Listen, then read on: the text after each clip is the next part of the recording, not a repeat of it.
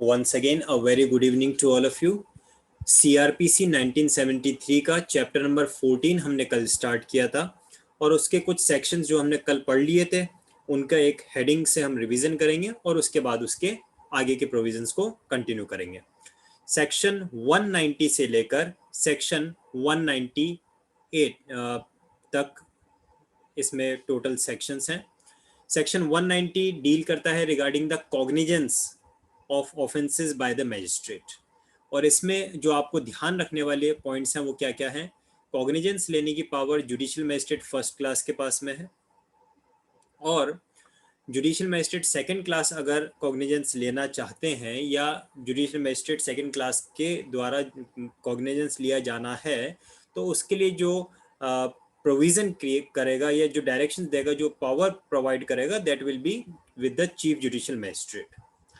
Cognizance लेने के लिए क्या ऑप्शंस हैं जुडिशियल मैजिस्ट्रेट फर्स्ट क्लास के पास में? आइदर ऑन द कंप्लेंट और ऑन द पुलिस रिपोर्ट और सू मोटो।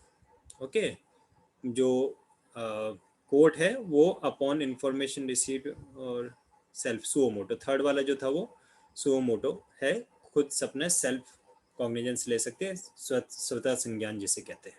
ठीक है, इसके बाद में सेक्शन 191 आता है। सेक्शन 191 बताता है कि अगर सेक्शन 190 सबसेक्शन 1 क्लॉज सी में मैजिस्ट्रेट ने सुओ मोटो कॉग्निजेंस लिया है तो अक्यूज्ड के पास में पावर है कि वो ट्रांसफर की एप्लीकेशन लगा सके, that is for the purpose of inquiry and trial the case the matter can be transfer to other जज।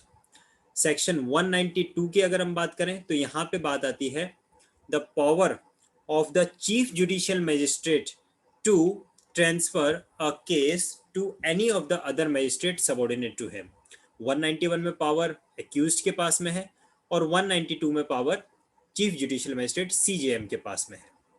सेक्शन 193 की अगर हम बात करें तो सिंपल सी बात करता है कि जब तक कि कहीं पे स्पेसिफिकली लिखा हुआ ना हो, जब तक कि कोई स्टेट गवर्नमेंट या किसी अदर सिचुएशन में ऐसा स्पेसिफिकली बता ना दिया जाए, कोर्ट ऑफ सेशन कभी भी ओरिजिनल जुरिस्डिक्शन के अकॉर्डिंगली कॉग्निजेंस नहीं लेगा। आप चाहे सेक्शन 190 की बात करें या सेक्शन 193 की बात करें, एक ही बात है दोनों में। 193 में कहा कि कोर्ट ऑफ सेशन कॉग्निजेंस नहीं लेगा, और 190 में कहा जुडिशियल मैजिस्ट्रेट फर्स्ट क्लास ही कॉग्निजेंस लेगा। तो अगर वहां पे बोल दिया था कि वही सिर्फ कॉग्निजेंस लेगा तो ऑब्वियस बात है court of session will not take cognizance as the original jurisdiction section. और यहाँ पे बात कॉग्निजेंस की आ रही है, याद रखिएगा ट्रायल के लिए ऐसा कुछ भी नहीं है। कोर्ट ऑफ सेशन का ओरिजिनल जुरिस्डिक्शन होता है ट्रायल का, चीफ जुडिशियल मैजिस्ट्रेट का भी ओरिजिनल जुरिस्डिक्शन होता है ट्रायल का, सभी कोर्ट्स का रहता है। लेकिन बात कॉग्निजेंस की जब आती है, और कॉग्निजेंस लिया जाता है for the purpose of inquiry, to check the veracity of the case, to check the veracity of the matter, to inquire at that stage cognizance लिया जाता है। 3 स्टेजेस मैंने बताई थी आपको, एक तो कंप्लेंट सेक्शन 2D, दूसरा FIR पुलिस रिपोर्ट सेक्शन 173 के 154 की FIR और फिर 173 का पुलिस रिपोर्ट, और थर्ड आता है आपका cognizance suo motu. Section 194 deal कर रहा है एडिशनल एंड असिस्टेंट सेशन जज to try cases made over to them. तो असिस्टेंट सेशन जज और एडिशनल सेशन जज को जो भी केसेस एम्पावर किए जाएंगे by the court of session और by the high court, they will obviously look after to those. इसके बाद में हम बढ़ते हैं अपने आज के सेक्शन की तरफ। सेक्शन 195 से हम अपने आज के क्लास को कंटिन्यू करते हैं। सेक्शन 195 प्रोविजन करता है regarding the prosecution for contempt of lawful authority of public servants for offences against public justice and for offences relating to documents given in evidence. तो ओवरऑल अगर बात कही जाए तो contempt of the public servant की बात आ रही है, public contempt of the lawful authority of public servant की बात आ रही है, या फिर for offences against public justice, कोई भी ऐसा ऑफेंस जो पब्लिक जस्टिस के अगेंस्ट में, या फिर for offences relating to documents given in evidence, evidence में कोई डॉक्यूमेंट प्रेजेंट किया है और वो को फोर्स डॉक्यूमेंट है या कंटेम्पलेटेड है या फिर उसको कहीं के टेम्पर्ड है, इस तरह का कुछ भी, फाइन, तो उससे रिलेटेड सेक्शन 195 प्रोविजन दे रहा है। सबसेक्शन 1 कहता है no court shall take cognizance.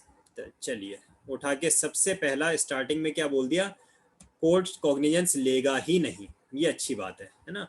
No court shall take cognizance, अब कब कब नहीं लेगा उसके लिए कंडीशंस बता रखी हैं। सबसे पहला, if any offence punishable under section 172 to 188 both inclusive of Indian penal code, अगर सेक्शन 172 से लेकर सेक्शन 188 ऑफ आईपीसी है तो कोर्ट उसका कॉग्निजेंस नहीं लेगा।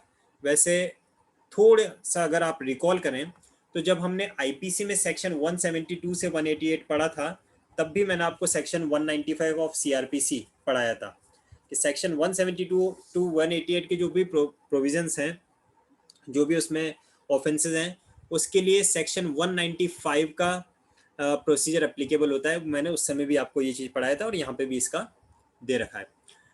Of any abetment of contempt to commit such an offence, ऐसे किसी ऑफेंस, वही सारे 172 से 188 वाले ऑफेंसेस का अबेटमेंट के लिए। Any criminal conspiracy to commit such offence except on the complaint. अब बात आ रही है कि कब नहीं लिया जा रहा था, वो तो बता दिया, कब लिया जाएगा उसकी अगर हम बात करें तो उसके लिए इंपॉर्टेंटली आपको ध्यान रखना है क्या, ये box, except on the complaint in writing of the public servant concern और of some other public servant to whom he is administratively subordinate. क्या कह रहा है ये जो मैंने बॉक्स बनाया, इसको अगर आप समझ ले तो आपको समझ में आ जाएगा। बात यह है, अगर कंटेम्प्ट ऑफ कोर्ट होता है, अगर contempt of lawful authority of public servant होता है तो क्या कॉग्निजेंस लिया जाएगा? जी बिल्कुल लिया जाएगा, लेकिन कॉग्निजेंस लिए जाने की दो ही कंडीशन बनेगी। पहली कंडीशन, जिस कोर्ट में या फिर जिस पब्लिक सर्वेंट के सामने ये कंटेम्प्ट हुआ है वो खुद कंप्लेंट करे, ठीक है, accept on the complaint in writing, और वो भी राइटिंग में कंप्लेंट करे, of the public servant concern, जो खुद पब्लिक सर्वेंट है, कंसर्न पब्लिक सर्वेंट है, वो खुद राइटिंग में कंप्लेंट करे, पहली कंडीशन। और दूसरी कंडीशन कि वो तो नहीं कर रहा है लेकिन उसकी जो सुपीरियर एडमिनिस्ट्रेटिव अथॉरिटी है, तो सुपीरियर एडमिनिस्ट्रेटिव अथॉरिटी का अगर हम बात करें, like judicial magistrate first class के कोर्ट में किसी तरह का अगर कोई कंटेम्प्ट हुआ है तो सीजेएम इस बात की कंप्लेंट करे, कोर्ट ऑफ सेशन इस बात की कंप्लेंट करे, क्यों? क्योंकि वो उसके सुपीरियर में आ रहे हैं। तो एडमिनिस्ट्रेटिवली जो उसके सुपीरियर में है वो अगर कंप्लेंट करते हैं तो भी कॉग्निजेंस लिया जा सकेगा, और वो पब्लिक सर्वेंट खुद अगर कंप्लेंट करता है तो भी कॉग्निजेंस लिया जा सकेगा, as per the section 170, as per the section offences of section 172 188, लेकिन उसके अलावा नहीं। ठीक है, चलिए आगे देखते हैं आगे क्या बता रहा है।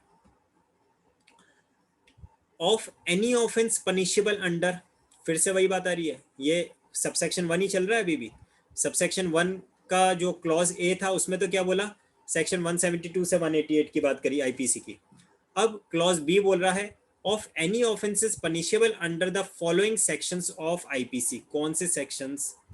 Section 193 to 196, section 199 to 199, 200, 205 to 211, 228, ठीक है, इन सेक्शंस में भी कॉग्निजेंस नहीं लेगी court. is alleged to have been committed in or in relation to any proceeding in any court of any offences described in section 463 or punishable under section 471, 475 or 476 of the said code, that is the CRPC itself, sorry, IPC, then when such offense is alleged to have been committed in respect of document produced, अब ये document से related वाले आ गए है ना, 471, 475, 476 ये सारे document से रिलेटेड आ गए, और यहाँ पे जो थे ये 199, 200 ये सारे क्या थे, प्रोसीडिंग ऑफ द कोर्ट से रिलेटेड वाले थे। और given in evidence in proceeding of the court of any criminal conspiracy commit or attempts to commit or the abatement of any offence specified in sub clause first और sub clause second, ठीक है, इनकी कोई criminal conspiracy abetment उनका भी नहीं। तो सिर्फ अगर आप क्लॉज ए और क्लॉज बी में डिफरेंस देखना चाहते हो तो क्लॉज ए और क्लॉज बी में सिर्फ इतना सा डिफरेंस लिखा है। क्लॉज ए में सेक्शन 172 से 188 की बात कर रहा है और क्लॉज बी में दूसरे अदर सेक्शंस को स्पेसिफाई किया गया है। इसके अलावा अभी तक तो कोई डिफरेंस नहीं है। फिर से एक बॉक्स आ रहा है, कॉग्निजेंस नहीं लेगा कोई भी court except on the complaint in writing of the court or by such officer of the court as that court may authorize in writing in this behalf of some other court to which the court is subordinate। तो या तो जिस court में ऐसा contempt हुआ है, ऐसे force document present किए गए हैं, ऐसी किसी तरह की प्रोसीडिंग में कोई हर्डल हुआ है, या तो वो कोर्ट खुद या उसकी सुपीरियर कोर्ट। सेम बात लिखिए, क्लॉज ए डील कर रहा था पब्लिक सर्वेंट से रिलेटेड कंटेम्प्ट के लिए और क्लॉज बी डील कर रहा है कंटेम्प्ट ऑफ कोर्ट के लिए, ठीक है, बाकी और कोई डिफरेंस नहीं है। अब आता है सबसेक्शन 2। तो सबसेक्शन 1 ने तो साफ साफ कह दिया था कि अगर जहां पे कंटेम्प्ट हुआ है वो खुद कंप्लेंट करते हैं राइटिंग में तो कॉग्निजेंस लिया जाएगा, और या फिर उनकी सुपीरियर कोर्ट अगर कंप्लेंट करती है राइटिंग में तो कॉग्निजेंस लिया जाएगा, अदरवाइज नॉट। सबसेक्शन 2 बताता है where a complaint has been made by a public servant under clause A of subsection 1, any authority to which he is administratively subordinate may order the withdrawal of the complaint and send a copy of such order to the court। तो जब मान लीजिए public servant ने ऐसा complaint किया है writing में, तो जो वो सुपीरियर अथॉरिटी है ना, वो उसे विड्रॉल ऑफ कंप्लेंट के लिए भी ऑर्डर कर सकती है। तो वो बोल सकते हैं अरे हट छोड़ो जाने दो, and send a copy of such order to the court and upon its receipt of by the court no further proceeding shall be taken on the complaint, provided that no such withdrawal shall be ordered if the trial in the court of first instance has been concluded। अब trial conclude ही हो गया तो उसके बाद में तो फिर किस बात का ऑर्डर किया जाएगा, फिर तो हो गया खत्म बात। In clause B of subsection 1 court means a civil or a revenue or a criminal court and includes, ठीक है, कोर्ट का क्या क्या मीनिंग है उसमें, सिविल, रेवेन्यू, क्रिमिनल कोर्ट्स ये तो आती हैं। इसके साथ साथ tribunals constituted under the central and provincial state act if declared by that act to be court by the purpose of this section। For the purpose of clause B subsection 1, a court shall be deemed to be subordinate to the court to which appeals ordinarily lies। चलिए इसका क्या meaning समझ में आ रहा है आप लोगों को। देखिए जुडिशियल मजिस्ट्रेट फर्स्ट क्लास के सामने एक केस आया, उसने कॉग्निजेंस लिया, इंक्वायरी कंक्लूड करके ट्रायल स्टार्ट किया, ट्रायल का फाइनल डिसीजन दिया। अब जुडिशियल मजिस्ट्रेट फर्स्ट क्लास का जो जजमेंट आया है उससे अगर वो पर्सन सेटिस्फाइड नहीं है तो उसकी अपील कहाँ पे होगी, जुडिशियल मजिस्ट्रेट फर्स्ट क्लास की अपील होगी कहाँ पे, कोर्ट ऑफ सेशन में। और कोर्ट ऑफ सेशन में जैसी अपील होती है तो इसका मतलब क्या हो रहा है, इसका मतलब हो रहा है that is court of session is the superior court and judicial magistrate first class is the subordinate court to the court of session. बस यही लिखा है सबसेक्शन 4 में। कुछ प्रोवाइजो हैं इसके, वो भी देख लेते हैं। सेक्शन में मेनली तो आपको इतना याद रखना है कि कंटेम्प्ट वगैरह की जो प्रोसीडिंग्स हैं उसके कॉग्निजेंस सिर्फ तभी ले जाएंगे जब वो पब्लिक सर्वेंट या फिर कोर्ट खुद राइटिंग में कंप्लेंट करे। Provided that where appeals lie to more than one court, the appellate court of inferior jurisdiction shall be the court to which such court shall be deemed to be subordinate। चलिए ये तो खैर superior court के बारे में बता रखा है तो इतना कुछ ऐसा नहीं है, उसको देख लेना आप लोग। सेक्शन 195A की हम बात करते हैं। ए लगा हुआ जहाँ पे भी हो तो समझ लीजिए अमेंडमेंट के थ्रू आया है, 2009 के अमेंडमेंट में ये ऐड किया गया था। क्या था, procedure for witness in case of threatening etcetera. Witnesses, threatening वगैरह का कोई केस है तो उसमें विटनेसेस का क्या प्रोसीजर होगा। और विटनेस और any other person may file a complaint in relation to an offense under section 195A of IPC। ठीक है, क्या बात है, वहां भी 195, यहाँ भी 195। क्या बात बोल रहे हैं? देखिए, किसी केस में कोई विटनेस है और उसको कोई धमकी देता है कि तुम अगर गवाही देने गए तो हम तुम्हें परेशान करेंगे, मारेंगे, पीटेंगे, झगड़ा करेंगे, तुम्हारे खिलाफ झूठे केस लगा देंगे, इस तरह की सब उसको थ्रेटनिंग मिल रही है विटनेस को। तो फिर ऐसे में क्या होगा? ऐसे में वो विटनेस कंप्लेंट फाइल कर सकता है under section 195A of Indian penal code. Further section 196, prosecution for offences against the state. Against the state word देखिएगा क्या लिखा, और स्टेट का मतलब क्या है? स्टेट मतलब गवर्नमेंट की बात हो रही है। Against the state and criminal conspiracy to commit such offence. ठीक है, तो prosecution for offences against the state, कोई भी ऐसा ऑफेंस जो अगेंस्ट द स्टेट हुआ है उसके प्रोसिक्यूशन के लिए, या फिर ऐसे ऑफेंस की क्रिमिनल कॉन्स्पिरेसी के लिए क्या प्रोसीजर रहेगा। अगेन बात वही लिखी है, शुरुआत ही कहाँ से कर रहे हैं? No court shall take cognizance. ये बढ़िया है, मतलब अगेंस्ट द स्टेट ऑफेंस हो रहा है, against the state criminal conspiracy हो रही है, और बात क्या बोल रहे हैं? No court shall take cognizance. लेकिन ये तो बस हाथी के दिखाने के साथ है, मेन चीज तो आगे है। कब नहीं लेंगे cognizance? Of any offence punishable, of any offence punishable under section 153A, 195A, sorry 295A and 505 of Indian Penal Code.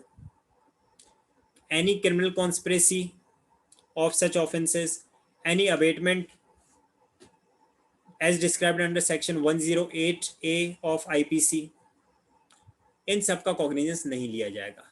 कब नहीं लिया जाएगा? कभी भी नहीं लिया जाएगा। लेकिन फिर लेंगे कब? Except with the previous sanction of the central government और द स्टेट गवर्नमेंट। अगर कोई ऑफेंस स्टेट और सेंट्रल गवर्नमेंट या फिर कोई भी ऑफेंस जो स्टेट के अगेंस्ट में हुआ है, covered under section 153A, 295A, 505 and the abatement of such offences or the criminal conspiracy of such 3 offences, तो ऐसे का कॉग्निजेंस कोर्ट तभी ले सकेगी जबकि प्रायर सैंक्शन सेंट्रल गवर्नमेंट और स्टेट गवर्नमेंट से ले लिया जाए। Further, no court shall take cognizance, फिर से वही बात, of any of the offence punishable under section 153B, 505 of Indian penal code, any criminal conspiracy of such offence, कभी भी नहीं लेंगे। लेकिन कब लिया जा सकेगा? Except with the previous sanction of the central government और द स्टेट गवर्नमेंट और the district magistrate as the case में भी, है ना, जैसी जिसकी पावर हो उसके अकॉर्डिंगली। फिर आता है सबसेक्शन 2,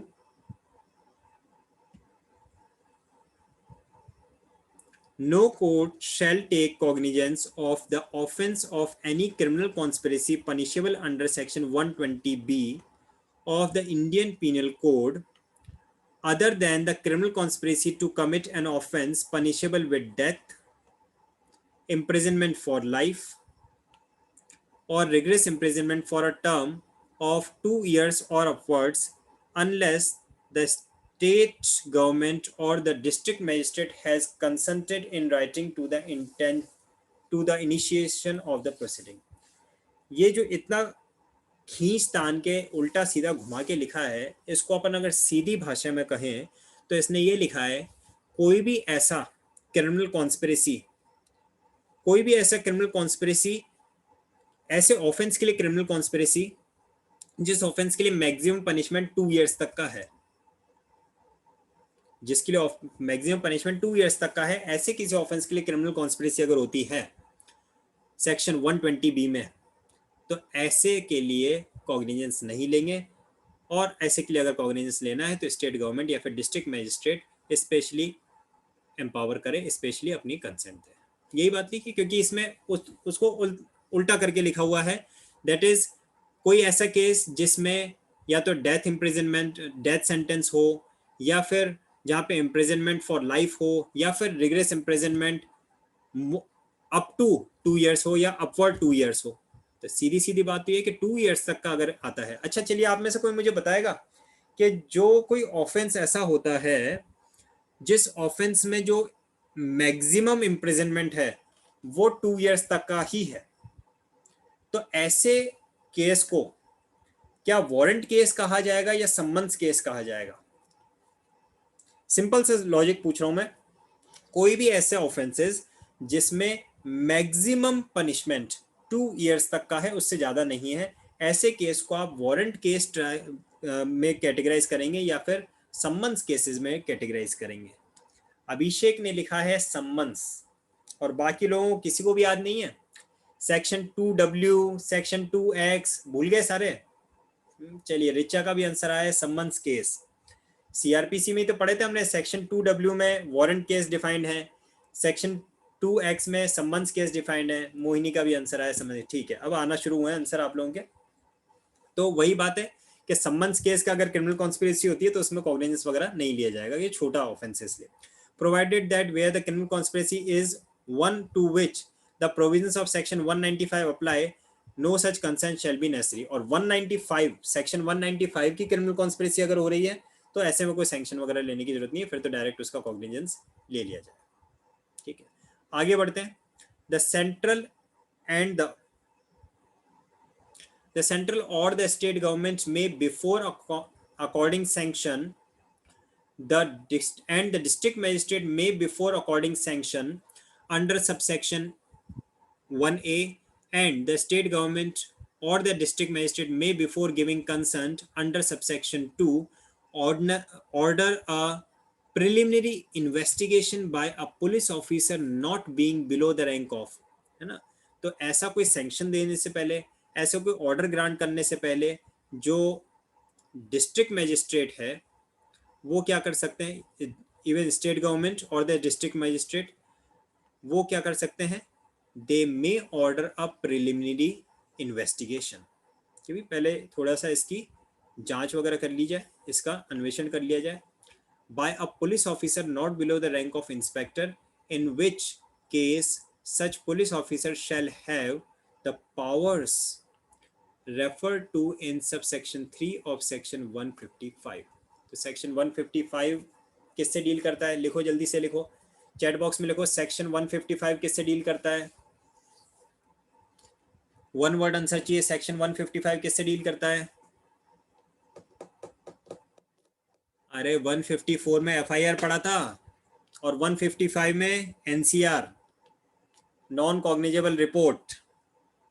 ठीक है, भूल जाते हो आप लोग। 154 FIR, 155 NCR, 156 power to investigate the cognizable case, 157 procedure for investigation.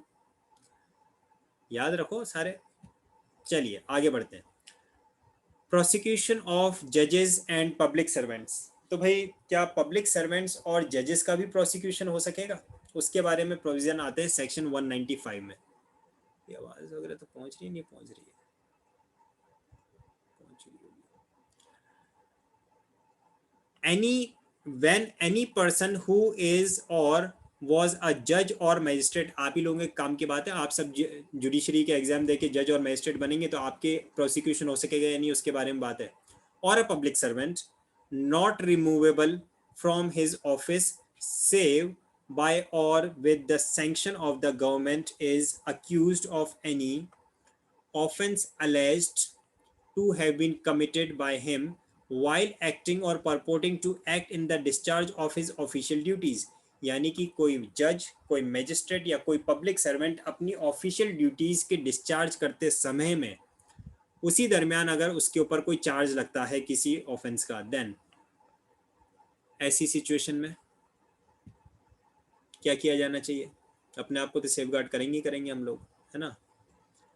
No court shall take cognizance of such offense except with the previous sanction save as otherwise provided in the Lokpal and लोक आयुक्त act 2013। तो Lokpal act जो आया था 2013 का, उसमें जो बातें लिखी हुई है उसको तो सेव करना ही है। उसमें अगर कुछ लिखा है तो उसको ध्यान में रखते हुए बाकी no court shall take cognizance except with the previous sanction. अब प्रीवियस सैंक्शन किसका लेना है वो देख लें एक बार। तो प्रीवियस सैंक्शन आपको लेना है in the case of a person who is employed or as the case may be was at the time of commission of the alleged offense employed in connection with the affairs of the union the central government। तो अगर union के under में था तो central government का sanction लेना पड़ेगा।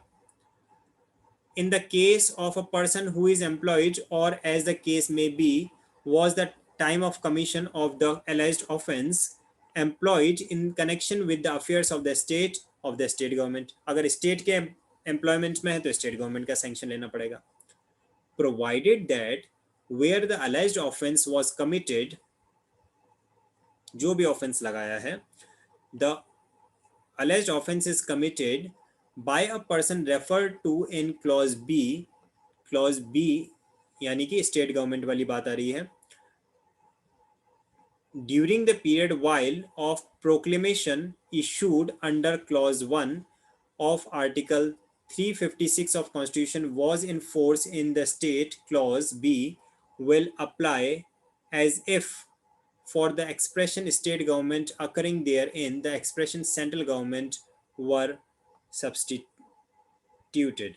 तो जहां पे 356 आर्टिकल 356 के प्रोविजंस अप्लाई हो रहे हो कॉन्स्टिट्यूशन के, तो वहां पे स्टेट गवर्नमेंट की जगह पे सेंट्रल गवर्नमेंट की पावर चलेगी। ये है बस। तो सेक्शन 197 मेनली एम्पावर कर रहा है हमें जजेस को, कि जजेस के अगेंस्ट में अगर कोई कॉग्निजेंस लेना है तो नहीं लिया जाएगा without the consent of the state and the central government. इसके कुछ और भी प्रोविजंस हैं सेक्शन 197 के जो हमें पढ़ने हैं। इन्हें हम कल कंटिन्यू रखेंगे क्योंकि फिर वो ये क्लास ओवर होने का नोटिफिकेशन आ चुका है और बीच में छूटता है तो फिर वो थोड़ा कन्फ्यूजन क्रिएट हो जाता है। तो सेक्शन 197 के सभी प्रोविजंस को और सेक्शन 198 को भी हम कल पढ़ेंगे। ठीक है। Prosecution for offences against marriage 198। आज के कोई भी जो सेक्शंस हमने डील किए उनसे रिलेटेड कोई कन्फ्यूजन कोई डाउट है तो पूछ सकते हैं।